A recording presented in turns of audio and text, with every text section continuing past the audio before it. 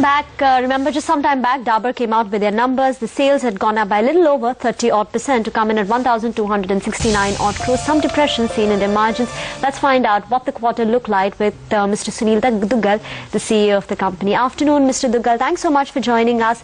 First, could you tell us for the domestic business what the volume growth has been and what the contribution of the price increases that you had undertaken? Well, it's been a blend of price increases and volume growth. The volume growth has been around 5% for the domestic branded business, and the balance has been made up of price. Okay.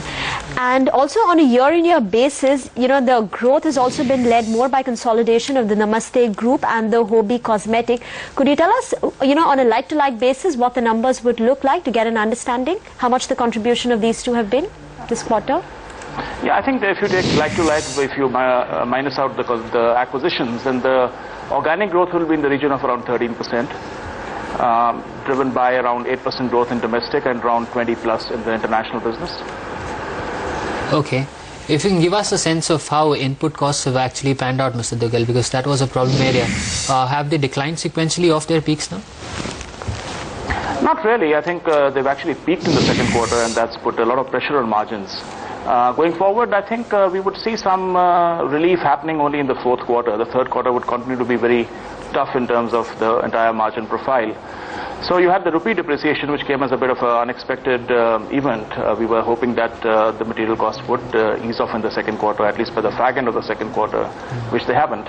And now again, once again, we see inflation picking up. Food inflation is now in excess of 11%. Oil prices are going northwards.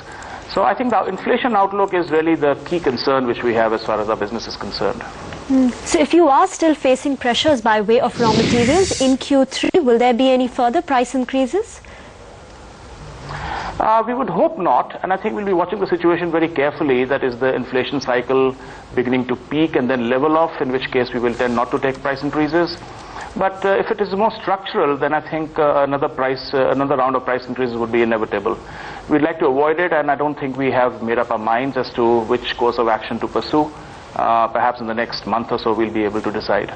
Okay, Mr. Duggal, 5% volume growth on the domestic side, slightly lower than what analysts are working with. You expect this trend to sustain, or would you expect it to be better going forward? I think it will be certainly better in the next quarter or so, because we did see a major restructuring of our domestic business in the second quarter, which did impact volume growth. Now that has been played out, so I would look forward to much better top-line growth in the next couple of quarters. Okay, and you've done a couple of acquisitions. Are you looking out for more? And also on the leverage situation, what's been the interest costs, and are you looking to pay them down? I think the interest costs have been pretty modest considering the scale of the acquisitions. Most of our debt, all of our debt in fact, is overseas at very low rates. So that's really not putting any burden on the whole P&L. The acquisitions are highly accretive, and so therefore there's no pressure on the bottom line on account of the acquisitions.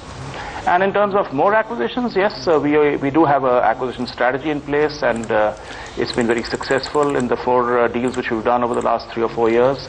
We'll continue to look at more targets both in India and overseas, and I don't think this is the last acquisition which we've done.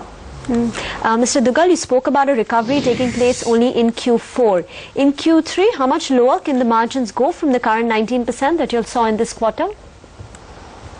Well, we had EBITDAs at the domestic level of around 20-odd%, and I don't think they'll drop off. They should level off at this stage. What I meant was that I don't see any improvement happening in the third. The improvement would perhaps happen only in the fourth quarter on a YOY basis. So we would see material costs peaking perhaps around where we are, and having inventories which are at high cost.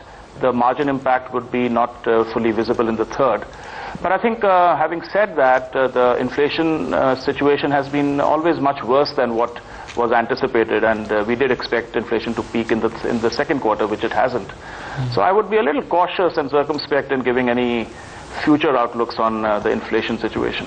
And before we let you go, Mr. Duggal, on the volume front, what has actually been a bit of a drag? Is it more of competition and erosion of market share, or is it a moderation in demand itself?